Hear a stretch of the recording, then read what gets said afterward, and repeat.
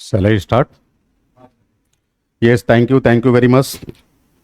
You have explained my entire history and geography. Thank you so much. Yes.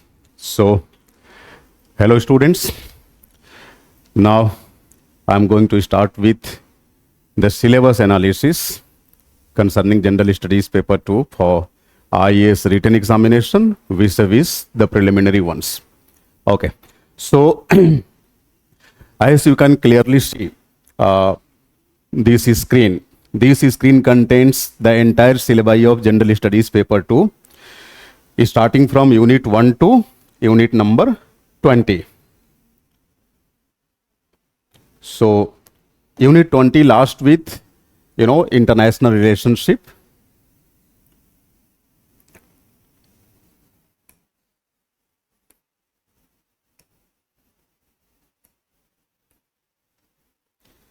So basically Unit 17, 18, 19 and 20. These last 4 units are related with international relationship in your General Studies Paper 2. Picture quality is not up to the mark. Don't worry. I will explain each and every entries corresponding to a particular unit. I am just giving you a general overview that how General Studies Paper 2 looks like. See. As you can see, General Studies Paper 2 starts with Indian Constitution.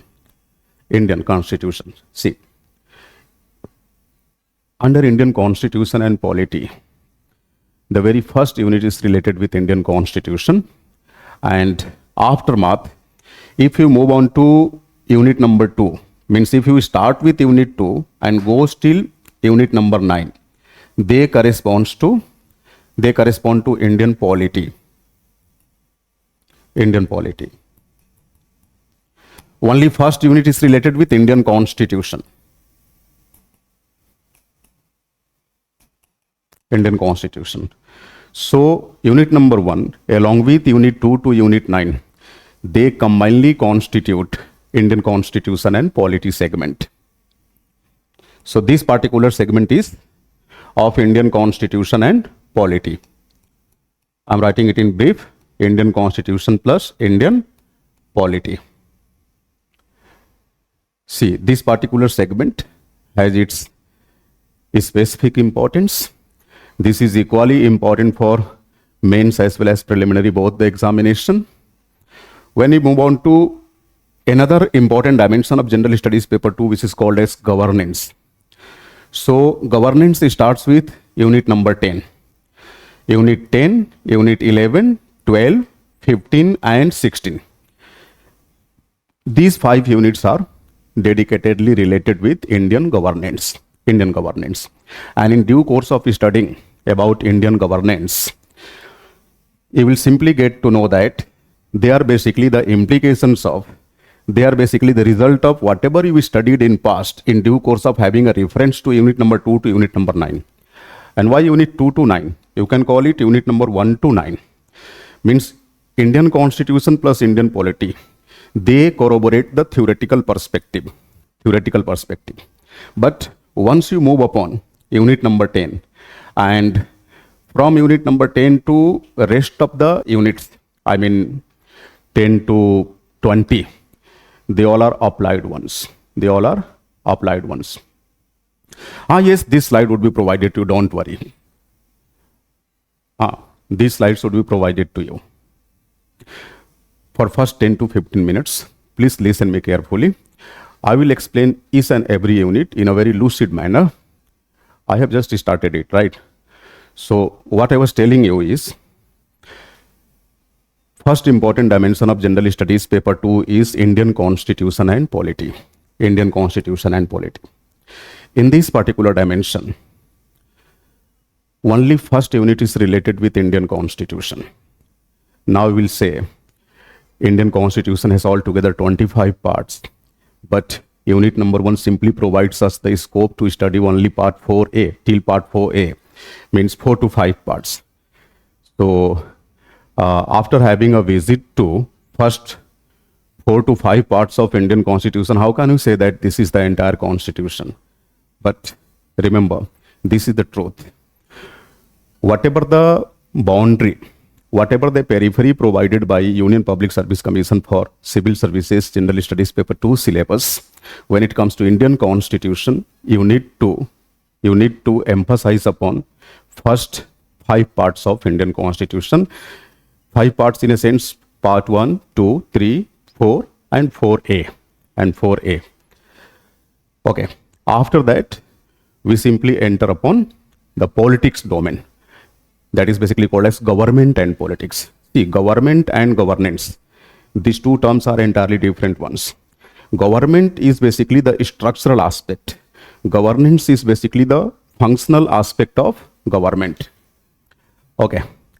So when it comes to functions, it is called governance. When it comes to structure, it is called government.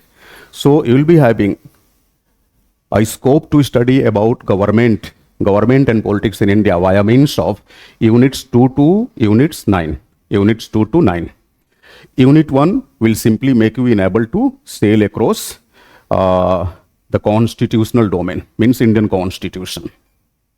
After that, see, governance, and then it comes social justice. Remember, though I have segregated the units corresponding to governance and social justice into 2 parts, but in due course of studying these units, it is always suggested that governance and social justice should be studied after getting them clubbed together.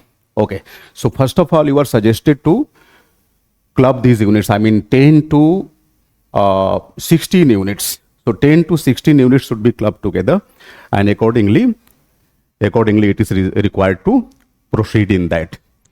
And out of 10 to 16 units, 2 units are explicitly related with social justice. Social justice. Look, India is a welfare state. So the governments in India are always keen towards the concept of social justice. So the governance is largely relied upon how to observe socio-economic justice. So in order to understand social justice, we need to emphasize upon different sorts of welfare policies and schemes, planned and executed by the governments. Governments means the central government at the central level and the state governments at the level of different states. Okay. And finally, we switch over upon last dimension of General Studies Paper 2, that is called international relationship. Under international relationship, we need to study about these 4 units, 17, 18, 19 and 20. So this is the general overview of, the different component, different types of components which are there in General Studies Paper 2. Now let's get started with first dimension. See,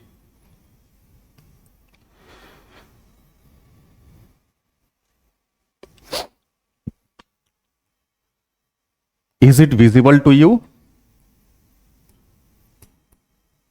GS Paper 2. Can you see this properly? I think you may be getting difficulty to read this. Here I have written General Studies Paper 2. So General Studies Paper 2 has a total of 20 units. 20 units. And all these units are related with main syllabus. Main syllabus, right? So GS Paper 2 contains a total of 20 units.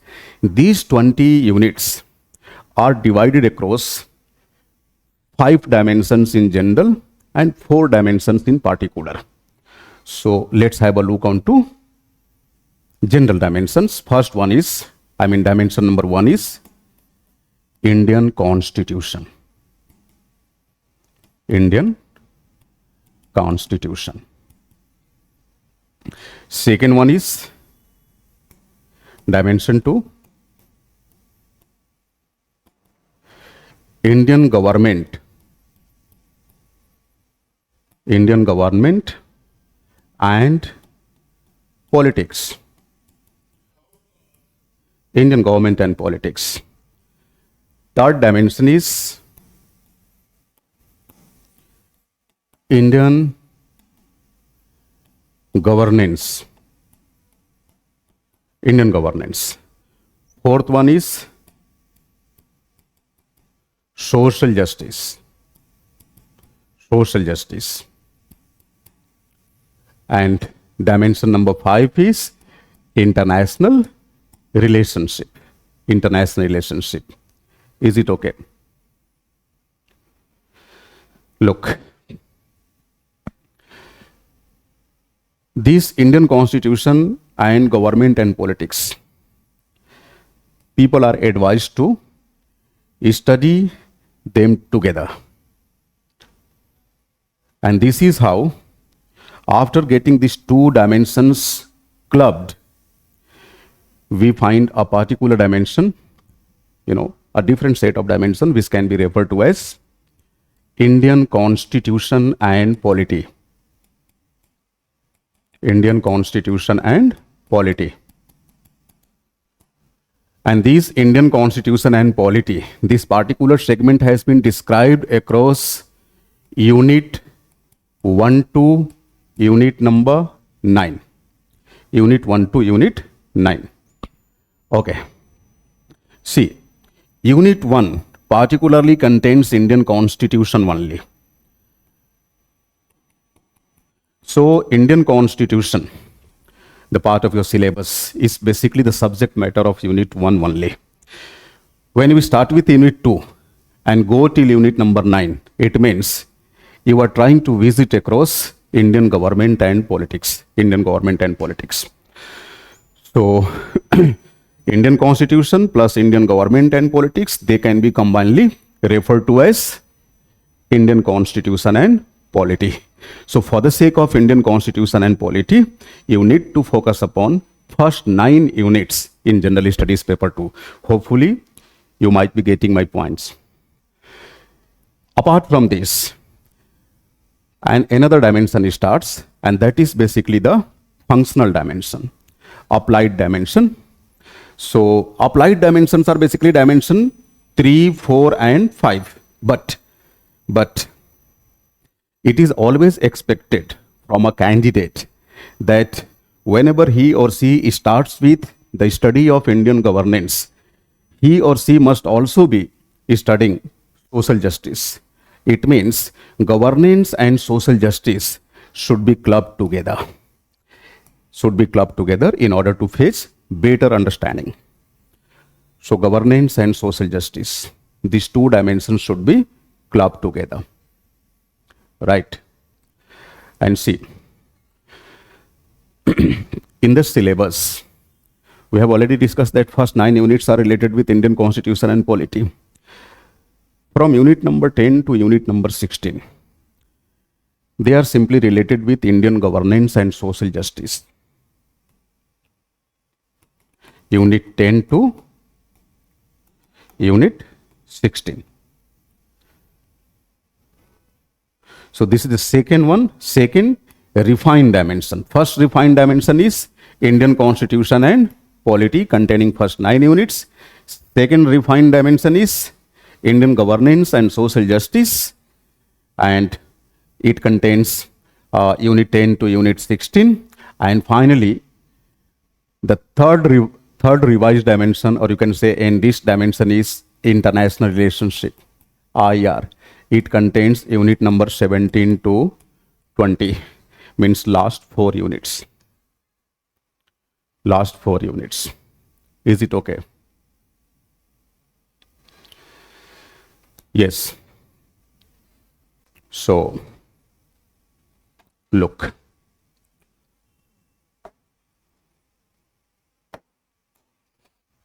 Let's get it revised. GS paper 2. GS paper 2. If you look into the nomenclature of General Studies paper 2, which is shown by UPSC, it is written as Indian Constitution, Polity, Governance, Social Justice, and International Relationship. Okay. But in our classroom program, see how the syllabus moves on. First practical dimension is Indian Constitution and Polity. Indian Constitution and Polity. Unit 1 to Unit 9. Second one is Indian governance and social justice.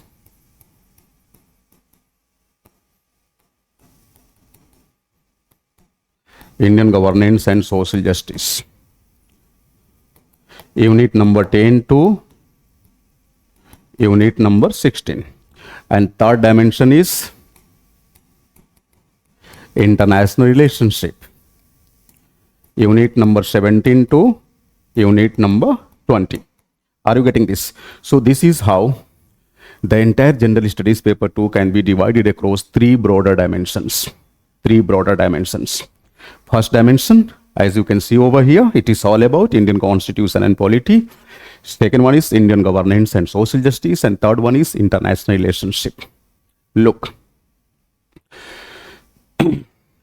see, previously we have seen that first dimension was basically broken into two different dimensions. One was all about Indian constitution, other was all about Indian government and politics. But here we have clubbed them together, and after getting them clubbed together, we find a new one, and that is Indian constitution and polity. Look, this is the particular dimension which is dually important for your examination. Dually important. Why I use the term dually important? This is because of the simple reason. First one is, are you getting difficulty in getting me? Someone is writing, is this a orientation session of English medium only? Yes, then no worries. Please, can anyone confirm me if Hindi medium students are also attending it? 2, 3 only. Okay. So you need not get worried of whenever you wish to ask any question, even apart from English, I mean, even in Hindi, you are most welcome. Don't worry. So you can raise your queries, you can ask your questions in both the media, English as well as Hindi, even in Bhojpuri. No need to get worried of. Yes.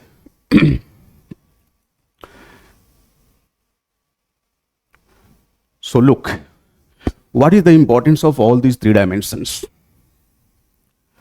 Hindi medium orientation has already been completed in morning, today's morning itself. So those who are seeking any kind of information regarding syllabus, batches, and the things alike, they are requested to refer that session.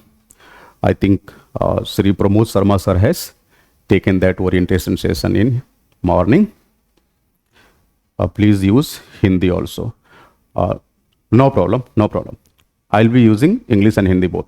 Don't worry. मैं यही बता रहा था कि सामान्य अध्ययन द्वितीय प्रश्न पत्र के अंदर आपको बेसिकली दिया तो है 5 डायमेंशन, लेकिन बेसिकली अच्छा यूज इंग्लिश ओनली. ओके, कोई बात नहीं. हिंदी वाले कुछ बोल रहे हैं तो हाँ, मैं थोड़ी हिंदी में भी बताते रहूँगा. डोंट वरी, क्योंकि हमारे लिए जैसे अंग्रेजी माध्यम के विद्यार्थी महत्वपूर्ण है, वैसे ही हिंदी वाले भी हैं. तो अगर वो क्लास में आ गए हैं तो उनका भी स्वागत है. Don't worry. इंग्लिश और हिंदी वाले आपस में टकरा रहे हैं. अरे सब आईएएस बनोगे, क्यों टकरा रहे हो? कोई बात नहीं.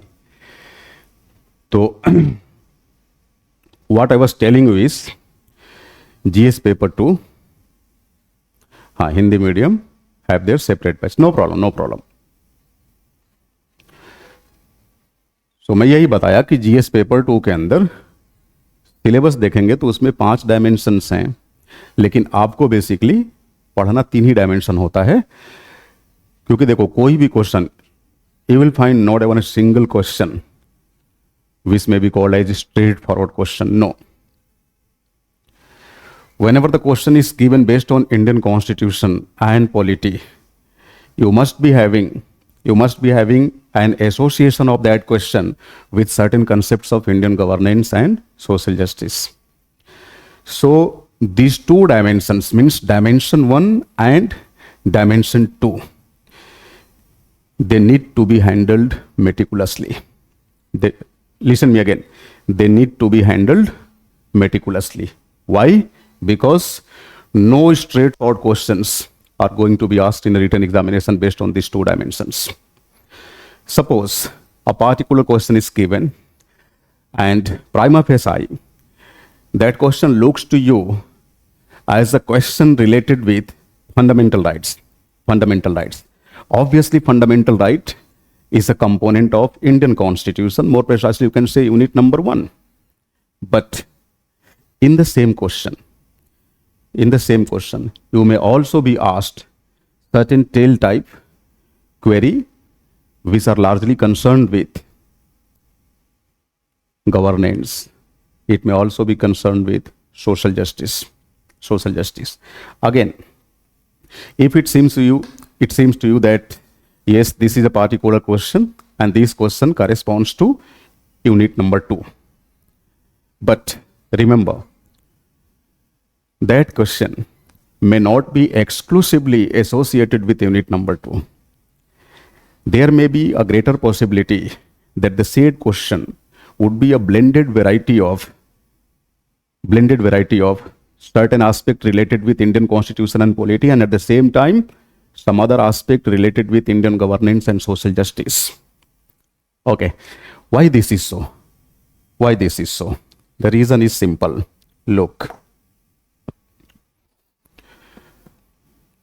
it is basically the Constitution of India which tells us about the government in India, the politics in India, the mode of functioning of the governments in India. So Constitution provides a clear-cut background for Indian government, for Indian governance, for Indian politics, and the things alike. So this is the reason that General Studies Paper 2 initially contains Indian Constitution in the form of its unit number 1. So unit number 1 basically provides you the entire background for the remaining dimensions or remaining units given in General Studies Paper 2. Means Indian Constitution acts as a background for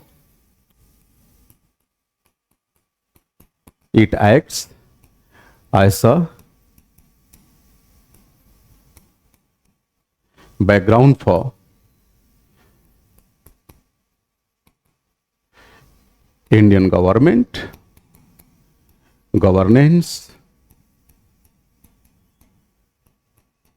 politics, social justice, and of course, why not, international relationship as well. International relationship as well.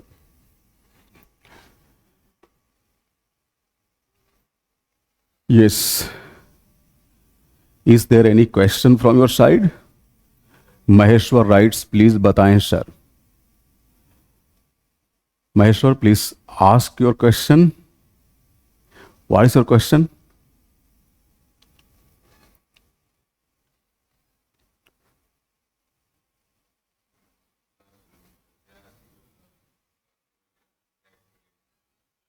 Your class notes enough for crack prelims? Not even for cracking prelims.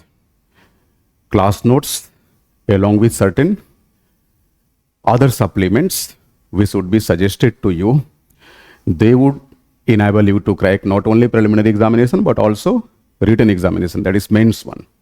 So don't worry. Yes, government and governance, they are different.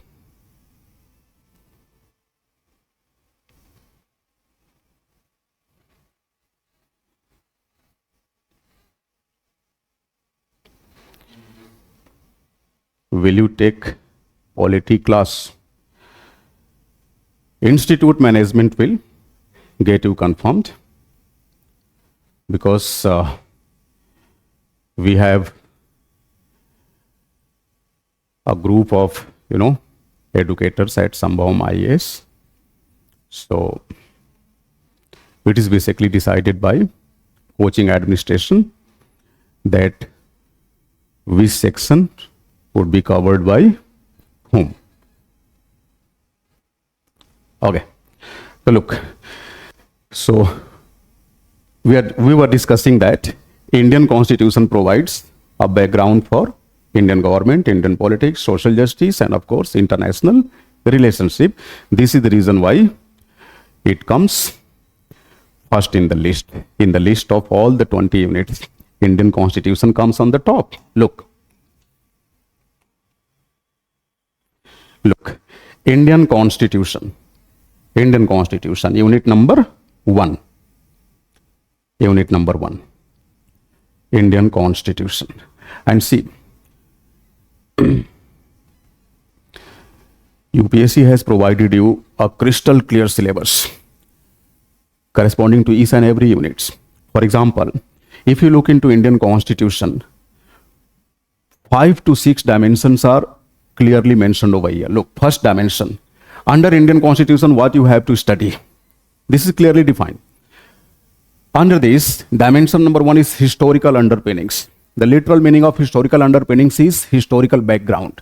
So, what is the historical background of Indian Constitution? So, here you need to have a very, short glimpse upon certain historical developments that took place in India, especially in 20th century, in the beginning of 20th century. More precisely, you can say 1919 to 1947. Okay. So 25 years pre-modern history needs to be studied in order to understand the historical background of Indian Constitution. Apart from this, evolution of Indian Constitution, how Indian Constitution got evolved, like making of Constituent Assembly of India, setting up of Constituent Assembly of India, how Constituent Assembly of India, went on to formulating the Constitution of India. In due course of formulating Indian Constitution, what sorts of challenges were faced by Indian Constituent Assembly and how this Constituent Assembly got resolved all such challenges. So we shall be studying this. Apart from this, under the dimension or under the topic evolution of Indian Constitution, you might also be studied about different sorts of debates associated with, the functioning of the Constituent Assembly of India. After this, you need to study about the features of Indian Constitution, the features of Indian Constitution. Features, the salient features, the important features of Indian Constitution, like it is a unique kind of federal constitution. It shows the unique blend of rigidity and flexibility. It makes a provision for single integrated judicial system in India. It makes the provision for a specific kind of federal structure to exist over here. Such kind of federal structure, which largely seems as if it being a unitary one, but still theoretically it is mentioned that it is a federal constitution. Okay. Informally, people used to say it is basically a quasi-federal constitution, but theoretically, Article 1 in Part 1 clearly writes that India is a federal constitution. If you look into the text of Article 1, it is given India, that is Bharat, shall be a union of states, which is more than sufficient to let us know about the fact that Indian Constitution calls Indian polity as federal polity.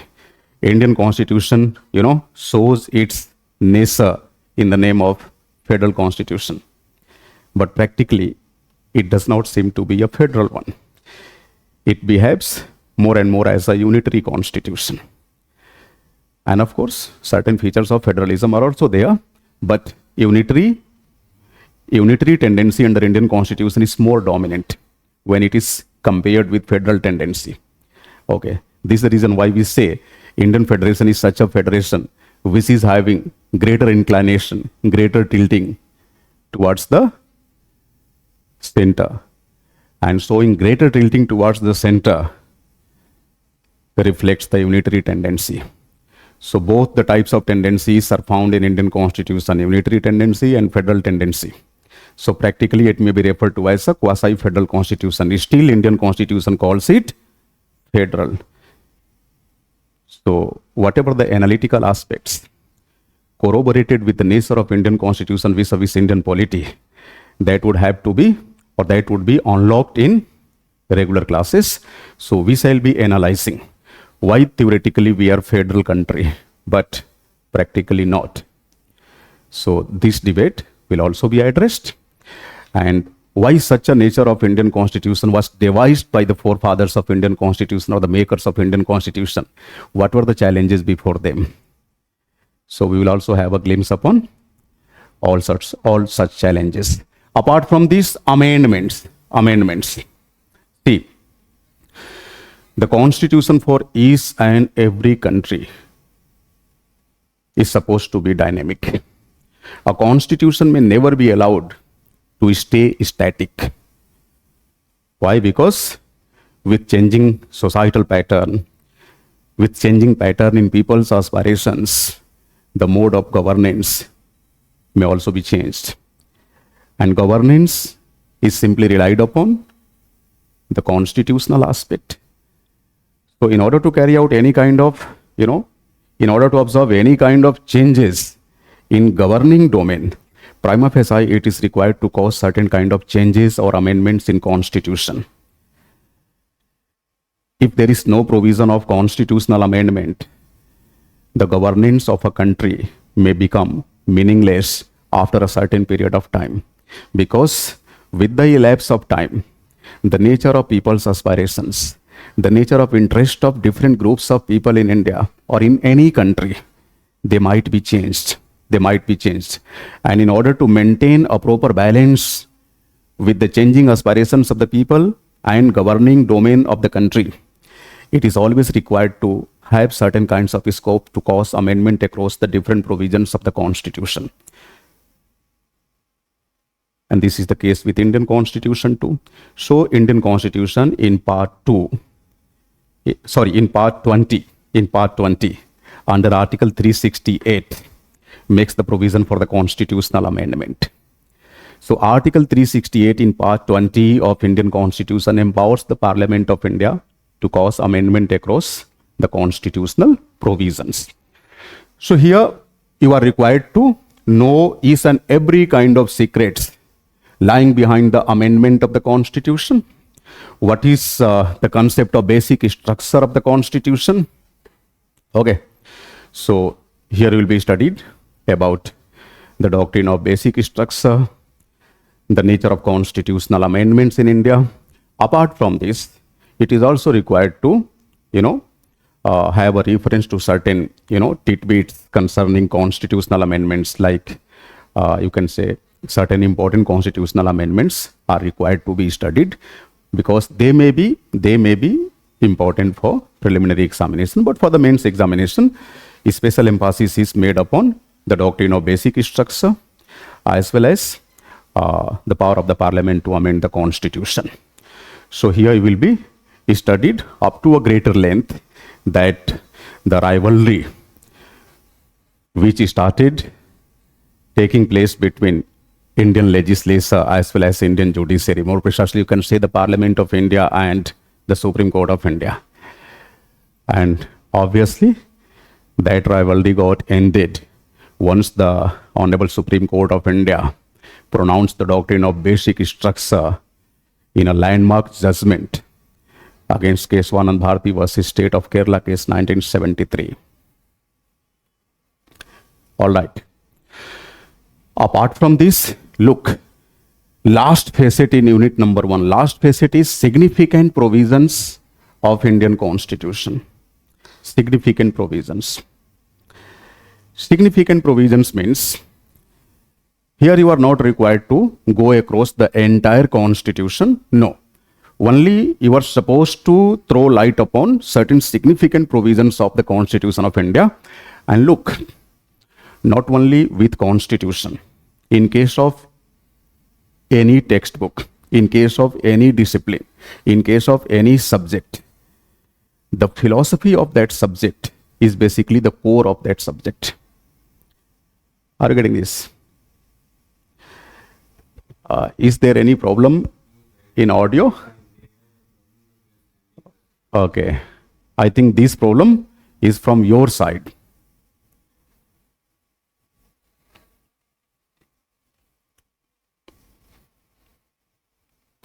Actually, in this studio, I'm having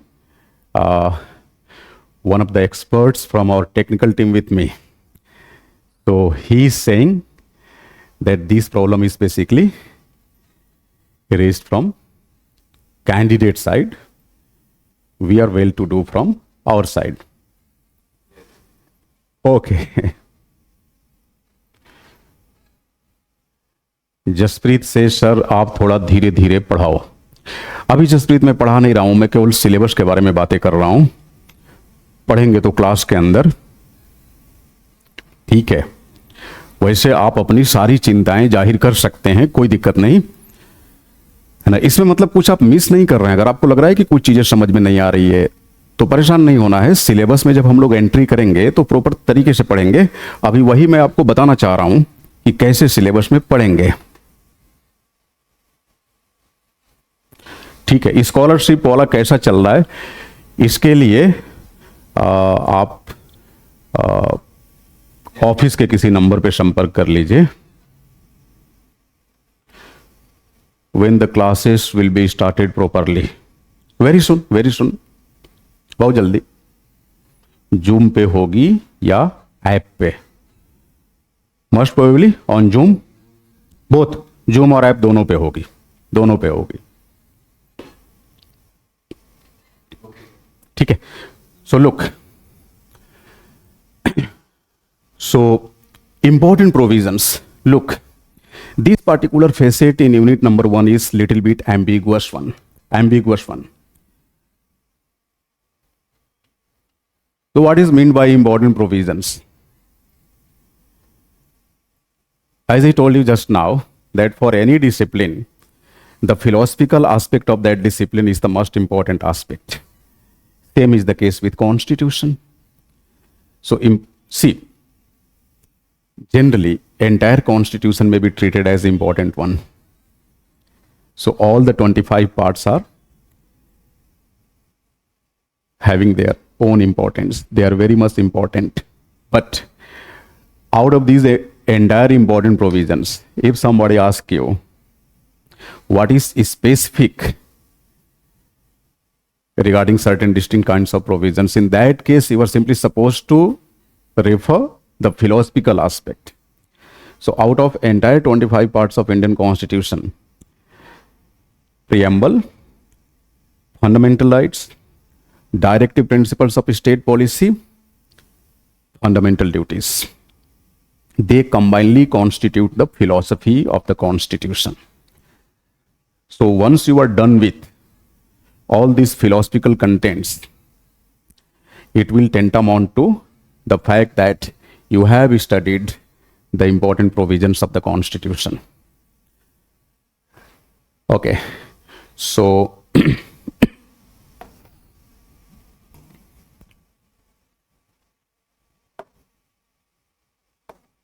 in the name of Indian Constitution, what broader topics need to be covered? I mean, important provisions, especially preamble, fundamental rights, DPSPs, fundamental duties. Fundamental duties. They combinedly formulate the philosophy of the Constitution.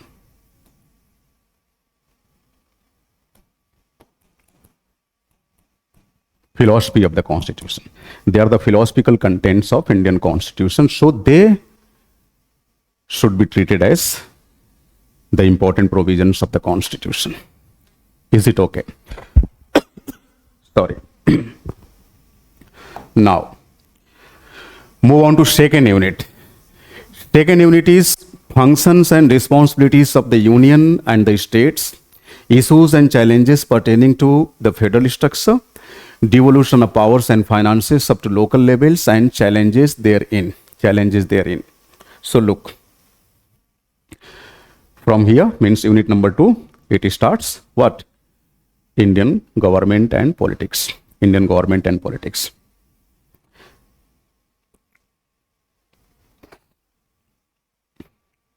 So under unit number 2,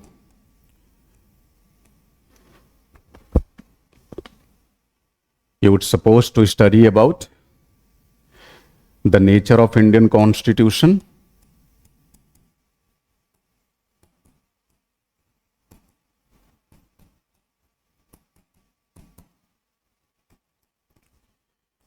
Indian federalism,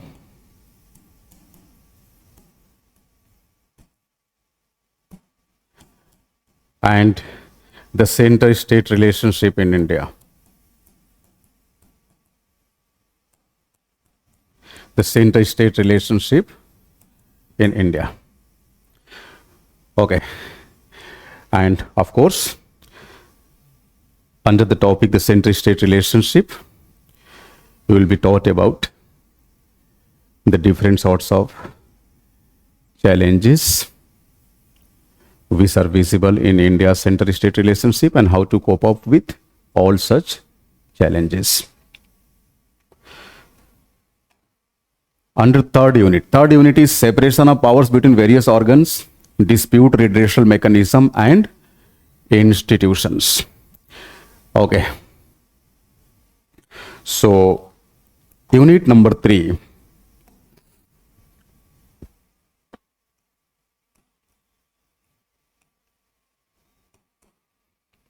It basically starts with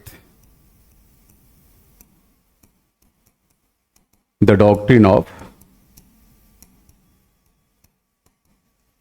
separation of power. This is basically a doctrine related with discipline political science. This doctrine was propounded by one French philosopher named Montesquieu. And within this particular doctrine, Montesquieu stated that no two organs of the government shall be allowed to come together.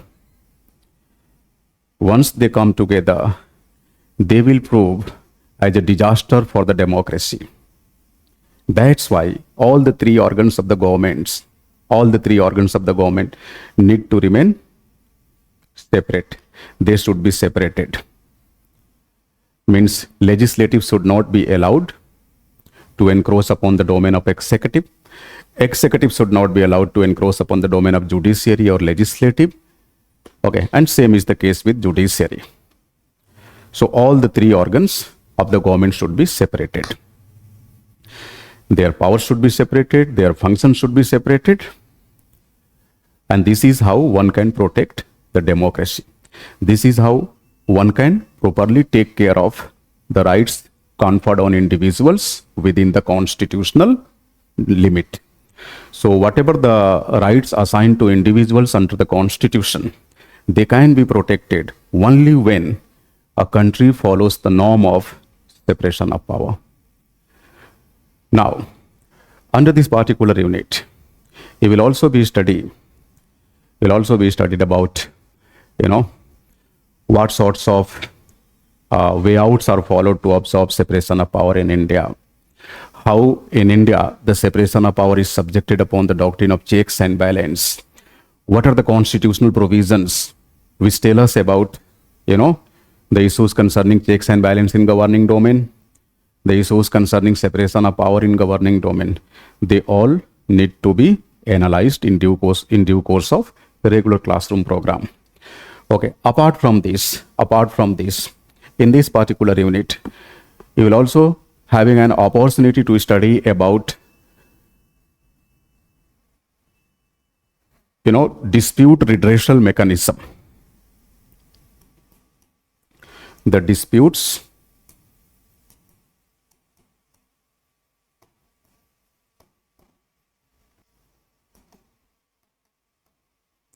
redressal mechanism. And under this dispute redressal mechanism, look, we have two sets of dispute redressal mechanism. One is conventional set, other one is contemporary set, which is also called as alternative set. In other words, The disputes redressal mechanism in India may also be referred as mainstream dispute redressal mechanism as well as alternate dispute redressal mechanism. So we have two sets of disputes redressal mechanism. One is mainstream dispute redressal mechanism.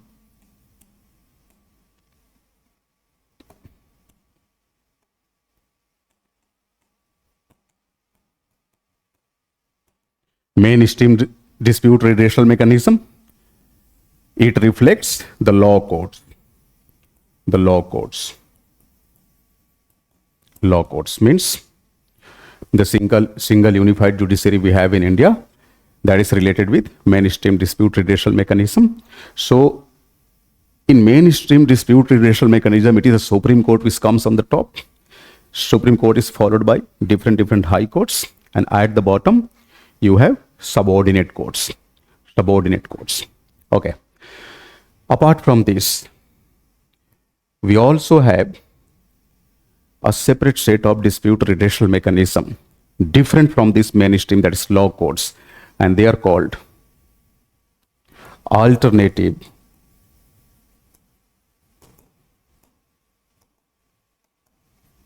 dispute redressal mechanism. Alternative dispute redressal mechanism.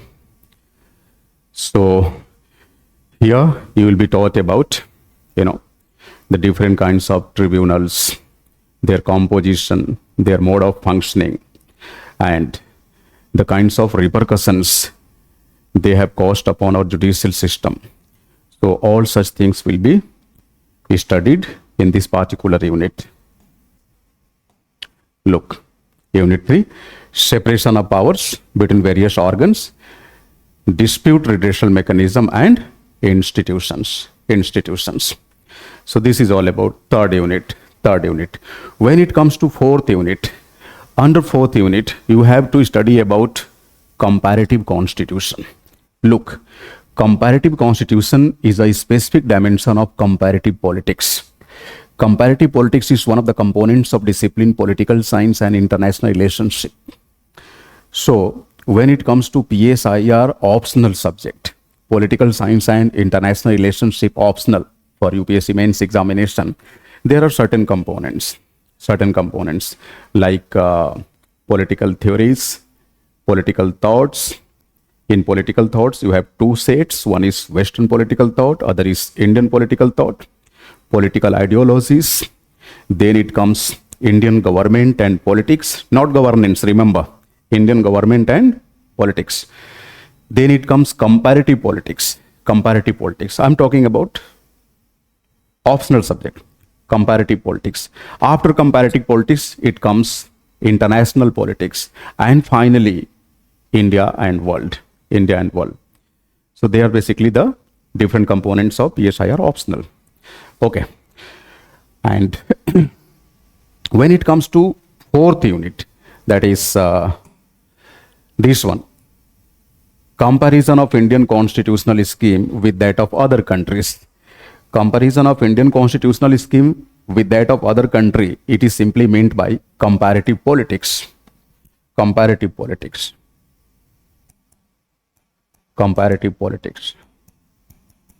I'm telling you, this particular dimension is the core area of subject political science.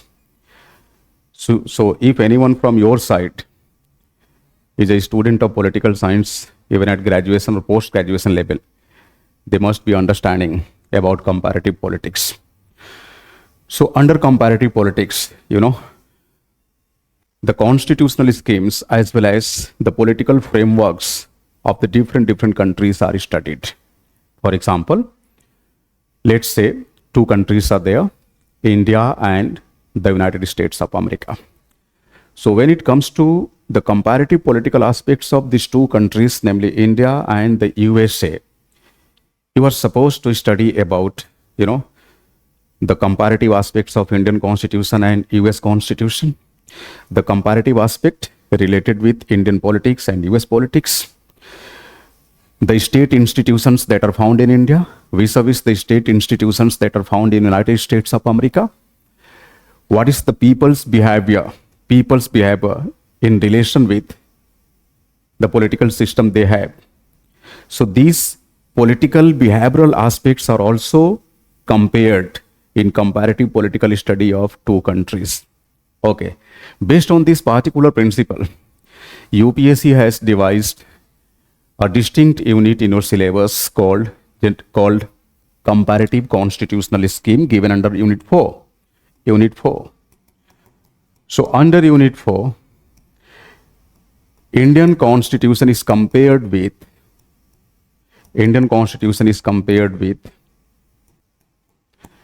certain, important constitutional frameworks corresponding to different important countries in the world. For example, USA,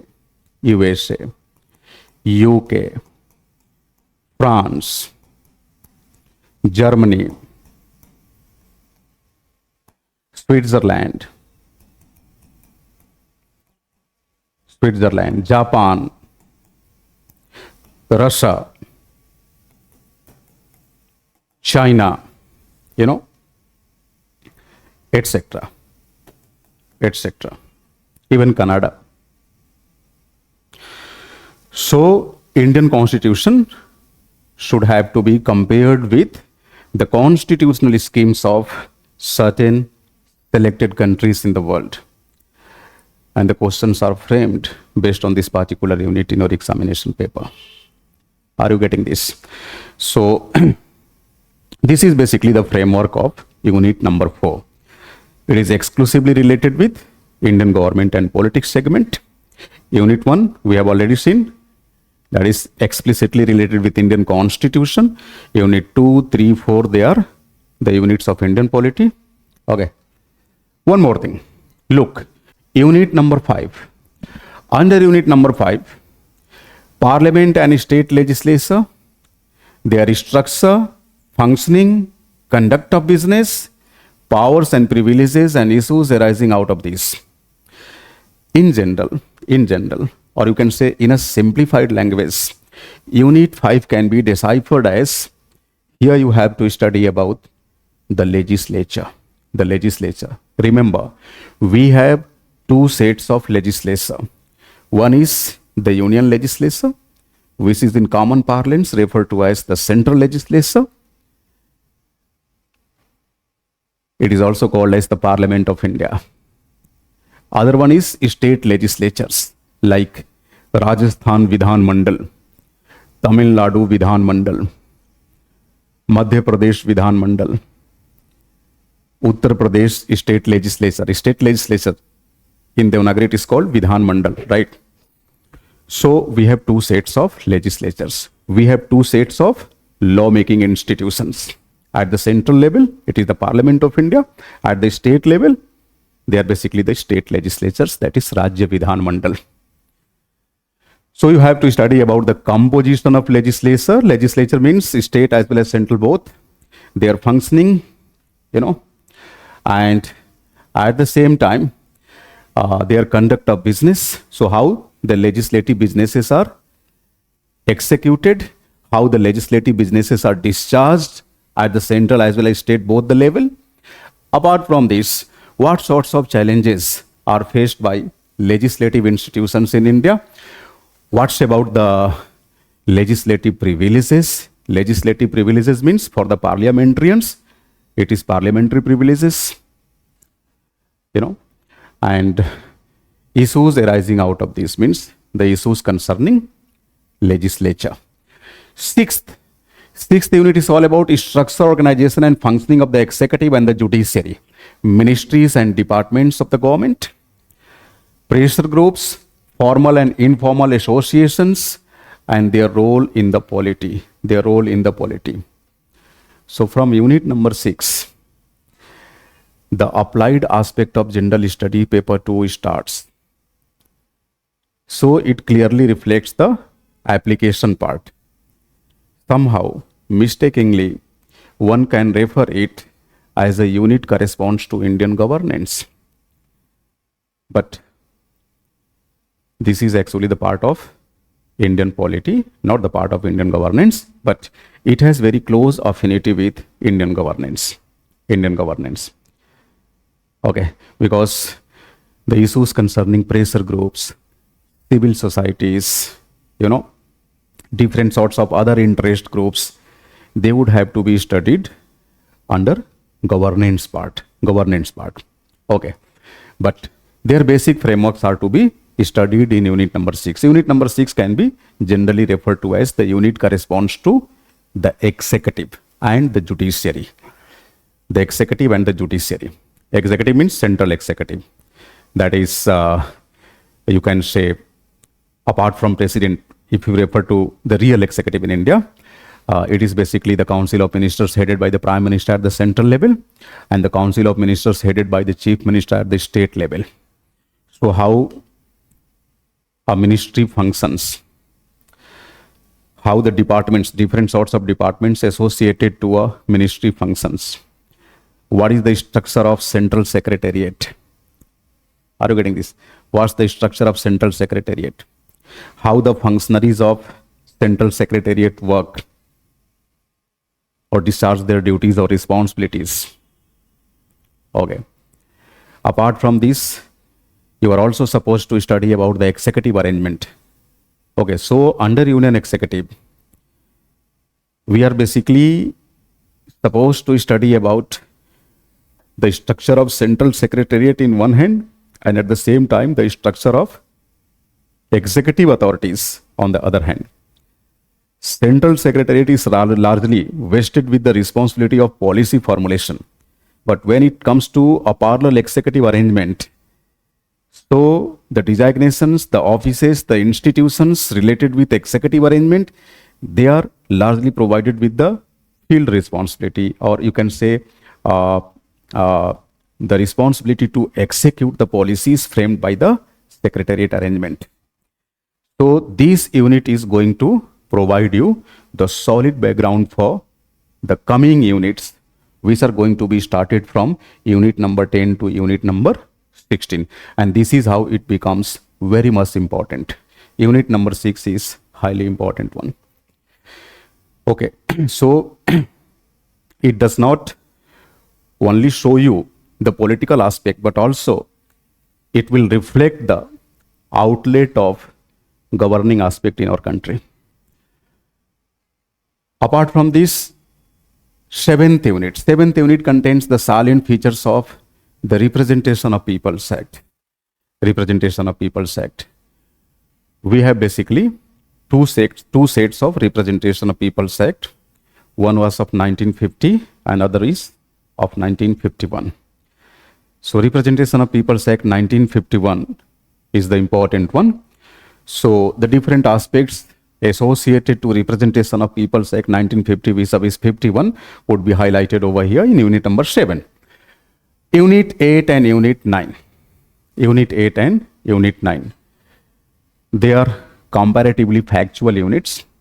So these units are, sometimes important for preliminary examination. In mains examination, in a gap of 2 to 3 years, you may find a single question based on these two units combinedly, 8 and 9. So here you will be studying about, appointment to various constitutional posts, powers, functions, and responsibilities of, various constitutional bodies. Then it comes statutory, regulatory, and various quasi-judicial bodies which are found in India. They are very simple units, little bit factual ones, and whenever the questions are asked based on these units, they are largely straightforward questions.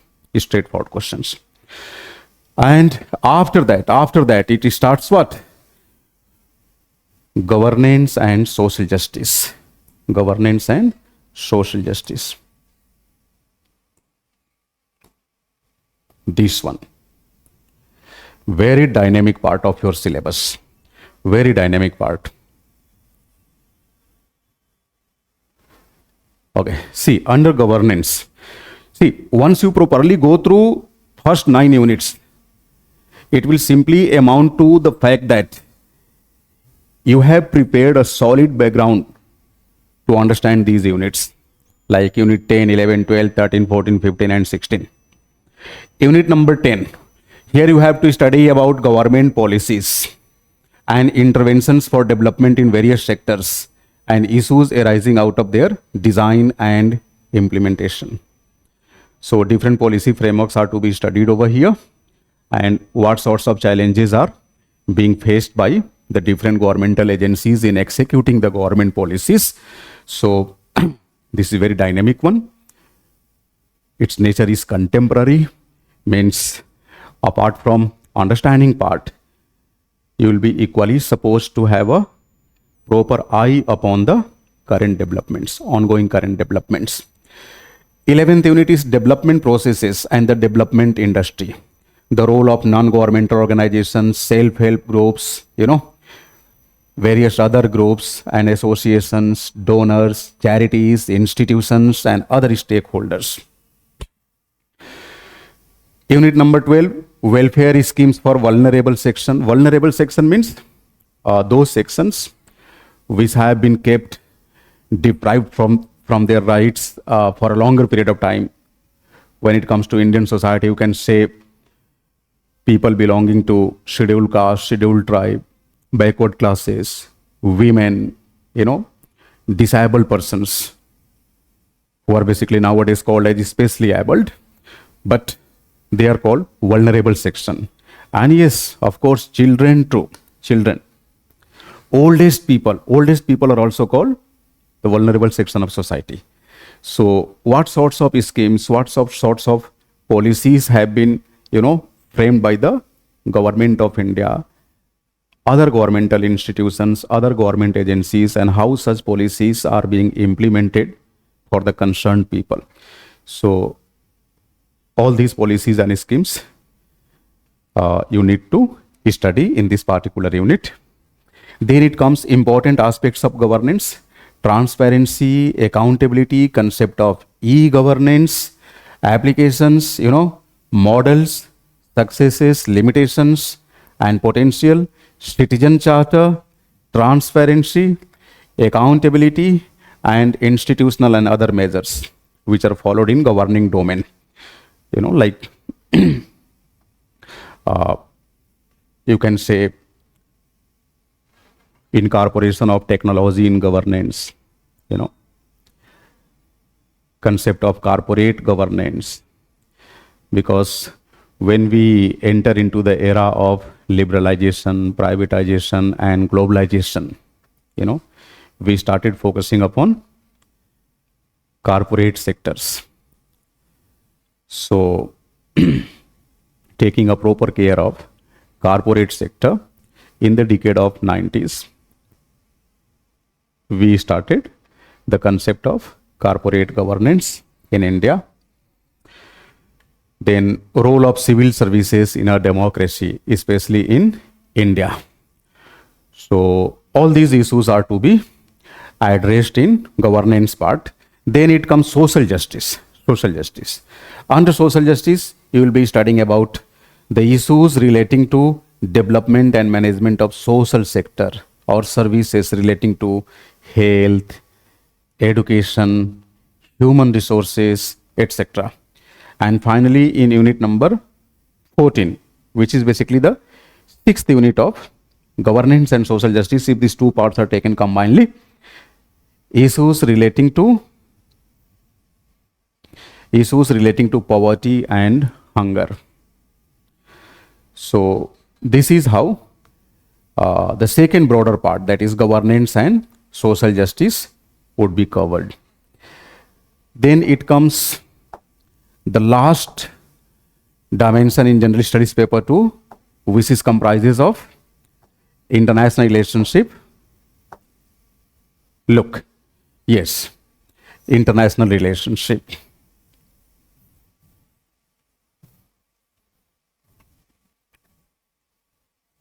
Under international relationship, the first unit is India and its neighborhood and relationship.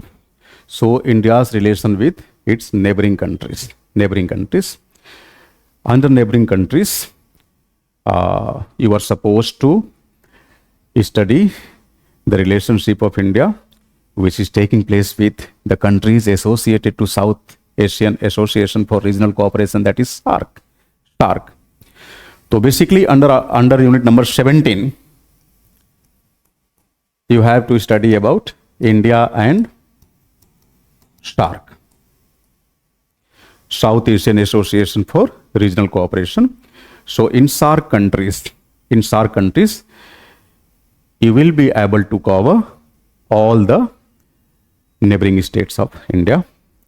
Apart from this, unit number 18 is all about bilateral, regional and global grouping and agreements involving India and or affecting government services to have a workforce which reflects gender balance, and women candidates are encouraged to apply India's interest.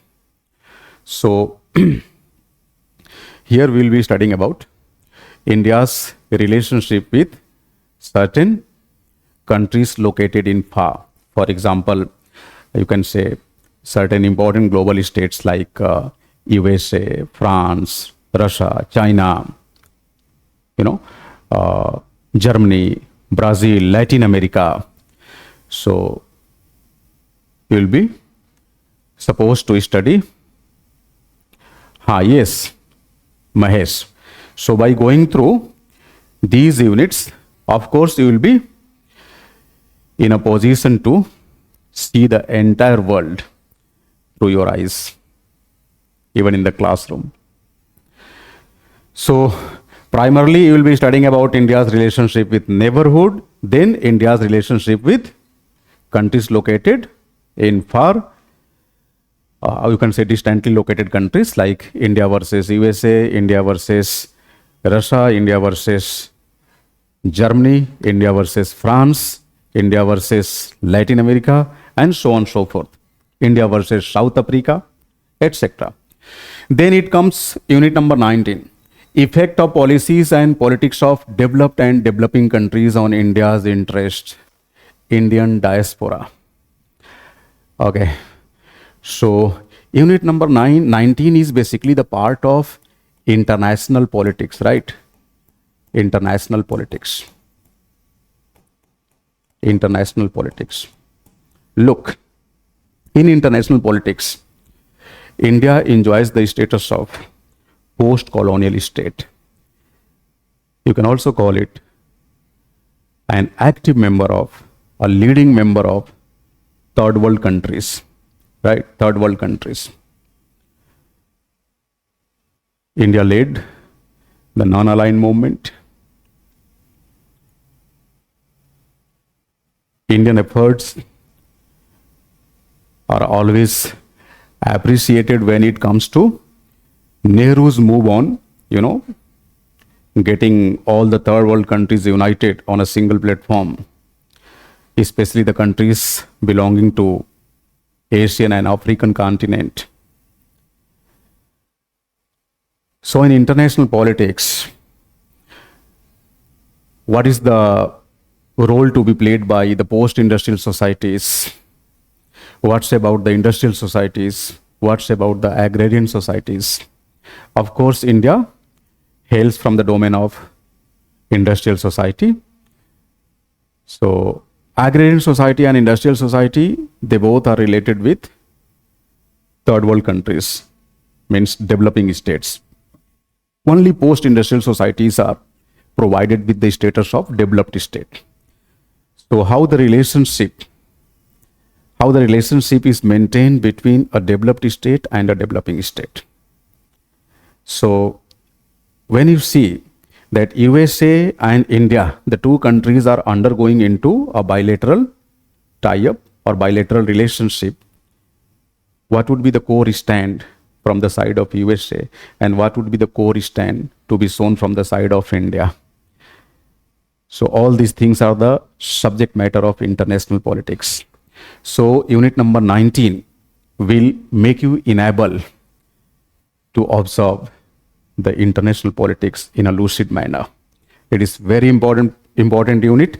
And finally, important international institutions, agencies and fora, their structure and their mandate. Here the special emphasis would be made upon the United Nations and its various agencies. The United Nations and its various agencies. So this is how it is supposed to deal entire general studies paper 2. So is there any question from your side? If yes, I'll be more than happy to address the same. Please ask. Please ask. Yes, Sakshi. So you guys are getting difficulty in understanding these words, no? So don't worry. PDF will be provided to you.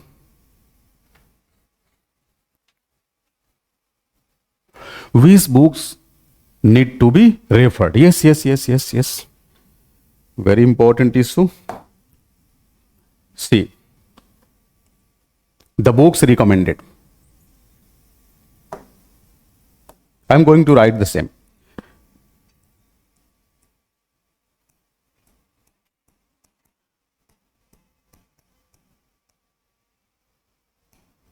The books recommended are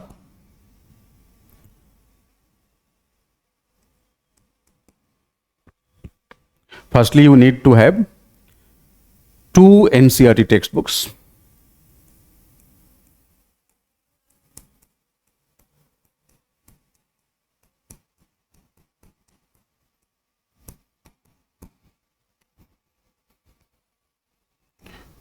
One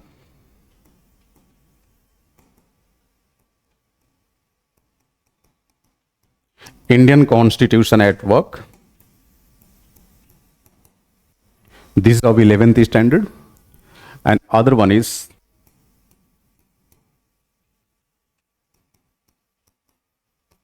Democracy in India, Issues and Challenges. This is the old NCERT of 12th standard. This one is the new NCERT of 11th standard. So these 2 textbooks are the must type of reference in order to prepare a background in general studies paper 2, right? Apart from this,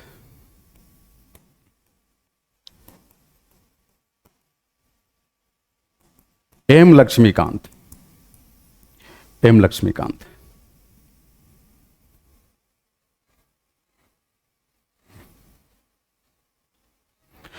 Yes, every beginner is supposed to start with NCERTs.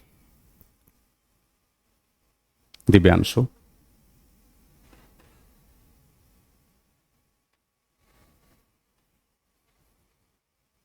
So I'm telling about the same things. I mean resources only, you know. So first one is 2 NCERT textbooks, Indian Constitution at Work. Second one is Democracy in India, Issues and Challenges. Then it comes a guidebook, you can say. You can also call it reference book, M. Lakshmikant. It's a very good book. You are recommended to go through this book, keeping in mind what your syllabus tells you. Are you going to teach PSIR? Optional also.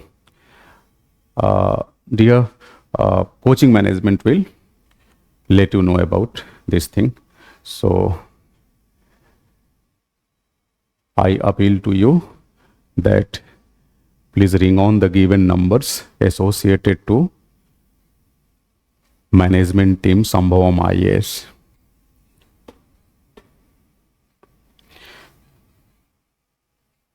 What is the main difference between governance and government, Hemant? You will be taught about this in details once the classes will be started. But for the time being, listen me.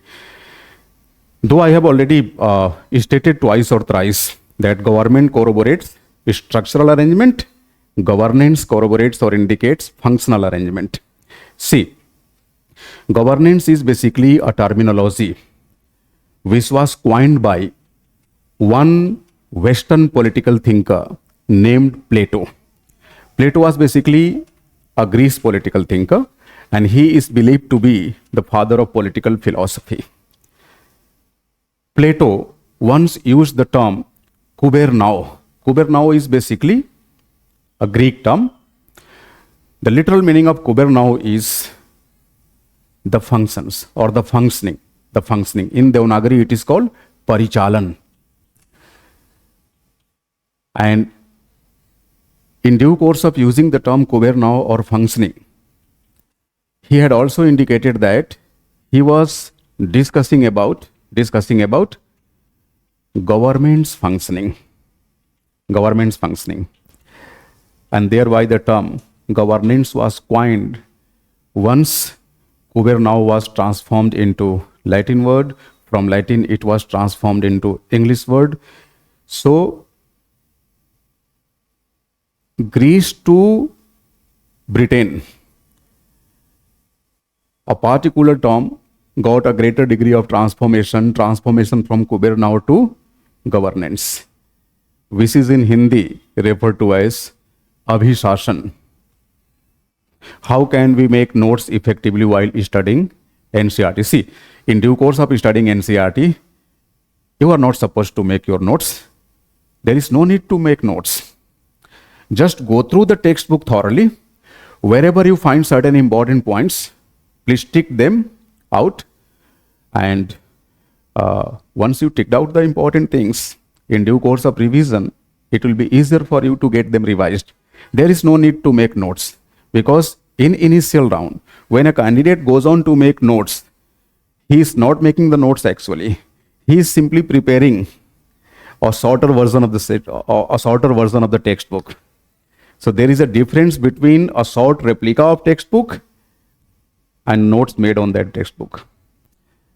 So initially, you are not supposed to make notes. Just go through the textual representations, tick out the important aspects wherever you find them important. Do we have to prepare for prelims separately, or preparing GS will enable to cover it? It will enable you more than required. So there is no need to go for, distinct planning for preliminary examination. No. See, in written examination syllabus, you have to study a total of 20 units. In that 20 units, look, where are the sources of preliminary examination? See, this is unit number 1. All right. See, the units related to preliminary examination, unit 1. Then you are supposed to move on to unit number 5 and 6. 1, 5, 6. And up to a certain extent, unit 8 and 9. Unit 8, 9. So 1, 5, 6, 8, 9.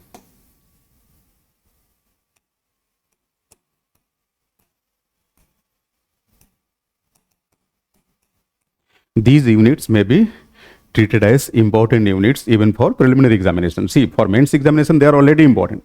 But even for prelims, they are having their respective importance. So out of all these 5 units, this is unit number 1, which is related with Indian Constitution. And these units are related with Indian polity. Okay. Indian Constitution alone constitutes 8 to 10 questions. Even 10 to 12. Why 8 to 10? It constitutes nearly 10 to 12 questions. Remaining 5 to 6 questions are asked from Indian politics. That is, even in Indian politics segment, you need to refer unit 5, 6, 8 and 9. 8 and 9, certain informative aspects are given in the name of, different sorts of bodies like judicial bodies, quasi-judicial bodies, constitutional bodies, and so on and so forth. Okay. In 5 and 6, you have to study about different governing organs like executive, legislative, judiciary. Okay. And look, for unit number 1, which alone carries 10 to 12 questions. Out of these 10 to 12 questions, remember, 6 to 8 questions are based on the single facet of unit number 1, and the name of that single facet is, look, significant provisions of Indian Constitution, important provisions of Indian Constitution, preamble, fundamental rights, DPSPs, fundamental duties. Up to a certain extent, citizenship can also be referred. Union and its territories can also be referred, though union and territory will be studied when you move on to unit number 2. Okay, so unit number one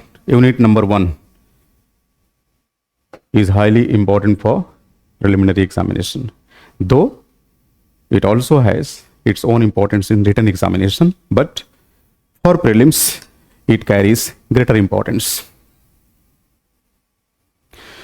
Sir, if difficult word comes out, please speak in Hindi, meaning what is that word? It is very easy for, don't worry Ankit. In regular classroom program, not even a single student will be allowed to get suffer. So the entire team at Sambhavam IAS properly take care of the students' concern. Here our motive is, not to show how proficient we are in a particular language. Rather, our motive is to make you enabled to understand each and every dimension of syllabus properly. Yes, of course, I'll be providing you proper notes. 3 books enough for, apart from these 3 books, these 3 books are not your textbooks. They are basically the reference books. Means you will be guided to refer certain important dimensions from these books. Otherwise, the classroom program will be more than enough. When will you get proper timetable for our class? Once the coaching management will let me know about that.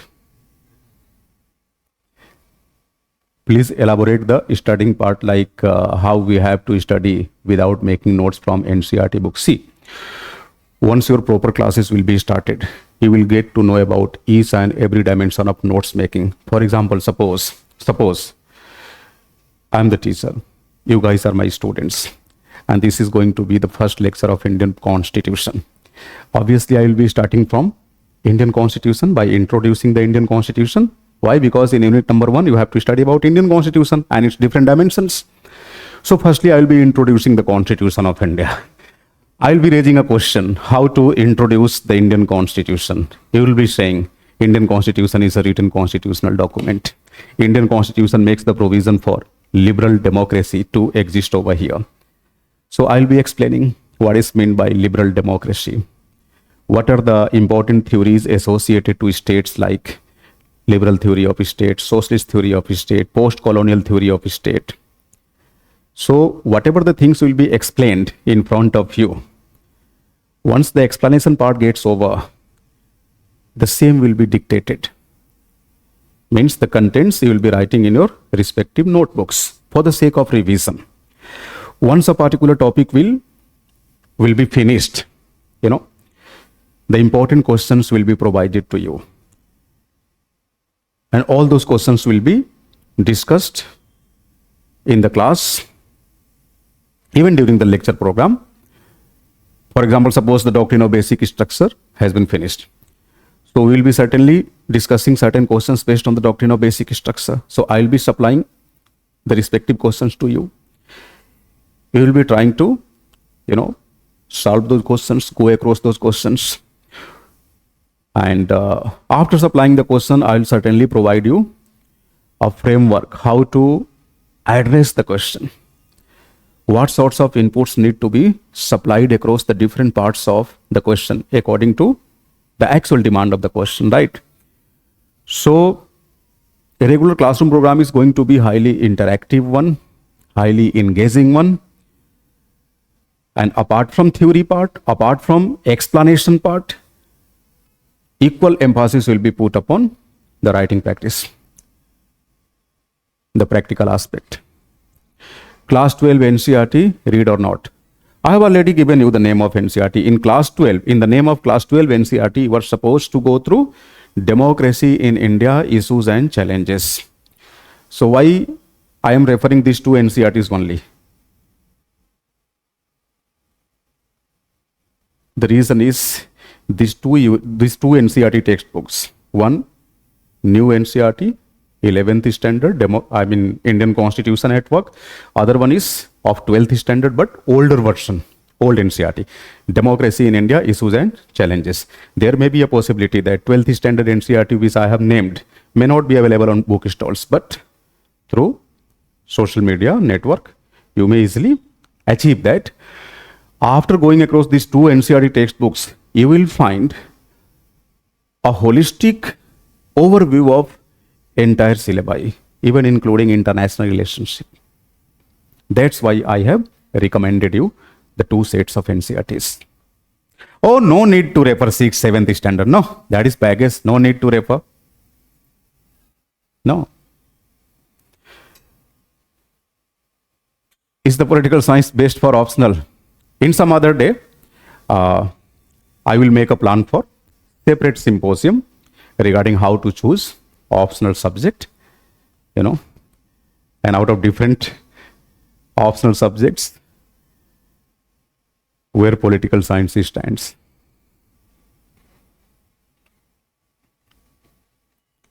Current affairs should be taken, on ritualistic basis. You need to take current affairs ritually, means it should be in your regular practice, regular habit. Every day, refer feature newspapers. Avoid newspapers. See, newspapers are of two categories, news newspapers and feature newspapers. In feature newspapers, the most suggested and recommended ones are the Hindu and Indian Express. According to your own choice, you can choose the either one. For the sake of foundation making, 11th and 12th standard, these two NCERTs are more than sufficient. More than sufficient. Is anything else to ask? Please ask. How to make notes from Lakshmikant polity. Again, I am suggesting, don't go for notes making. Your notes making habit will be developed only with classroom programs, because classes will be curated in accordance of the actual syllabus. Okay, so you have to prepare your notes in accordance of syllabus, not in accordance of the entries given in any guidebook or textbook. Lakshmikant is enough from men's perspective. See, men's perspective will be built up through your classes. But yes, for here and there type reference, NCERT along with M. Lakshmikant may be treated as the daily task timetable for 8 hours study suggestion. See, apart from classroom program, apart from classroom study, 3 to 5 hours self-study is more than enough.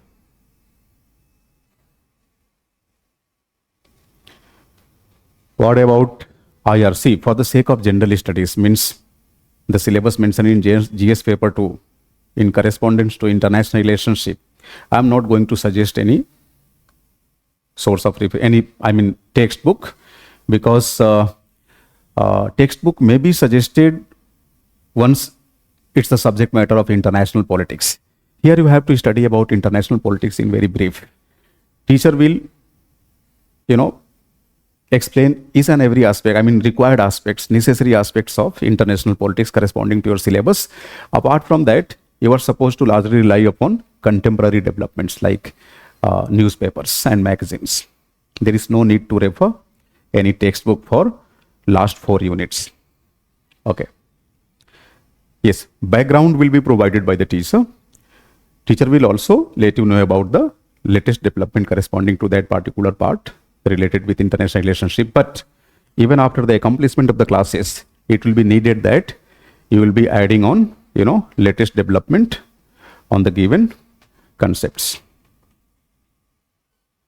How to cover important topics from NCERT books. See, primarily, when you refer NCERT books means the two books just you are recommended to refer. Uh, go through thorough study of these two textbooks. There is no need to be choosy that what topics are to be studied, what topics are to be eliminated. No. Go for a thorough reading of both the NCERT textbooks of political science. Remember, in due course of studying NCERT, you are not supposed to covering up the syllabus of General Studies Paper 2. No. Syllabus of General Studies Paper 2 will be covered in the classes and after the classes, but you are studying NCERT just for the sake of formulating your foundation. Why the foundation needs to be formulated? So that you may be able to prepare the syllabus. Is there any important for the past development of international relations? Yes, of course, up to the required extent. Is Sambhavam IAS provide anthropology optional subject classes? Maybe. You need to remain in touch with management Sambhavam IAS. PDF of class notes will be available or not? PDF will be available, and the more focus will be given upon class notes. Class notes means whatever you have been taught in the class, teacher will be dictating the same and you will be writing the same in your notebook. That is called class notes. So class notes may not be provided to you in textual form, but yes, printed notes will be provided. Charan asks, do we have the PSIR optional classes? Yes, of course.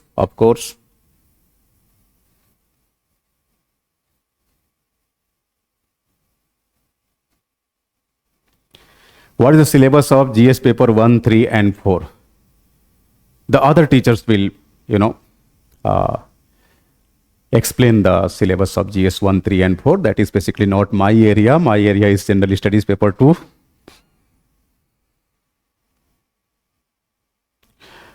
Notes hard copy or soft copy? Probably soft copy. But for better clarity, please consult management. Yes, of course. I'll be taking class how to choose an optional subject. When is our GS2 classes is going to started? Very soon. Preliminary examination has already been over. So the time has come to commence the classes for GS Foundation for 2025.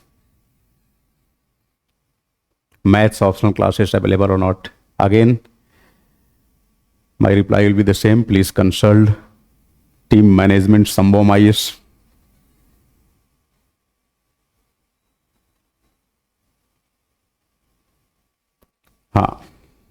So how to address the different sorts of court's judgment regarding General Studies paper 2? They are basically required in constitutional coverage, especially up till unit number 1. So under unit number 1, wherever it is needed to give the reference of any important judgment of the Supreme Court, all such references would be shown to you. Don't worry. One lecture on okay, I will convey your message to Sir Shravan.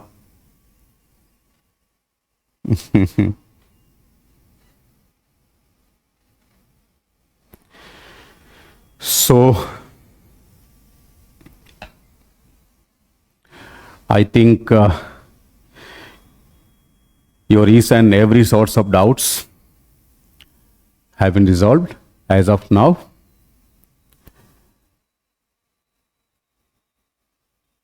So shall we terminate the session?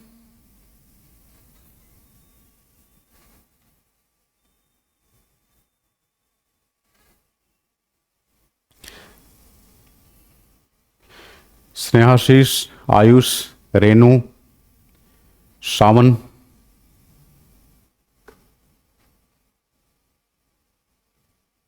Shall we wind up the session?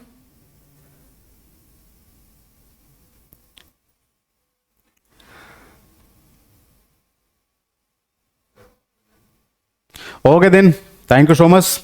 All the best. Thank you.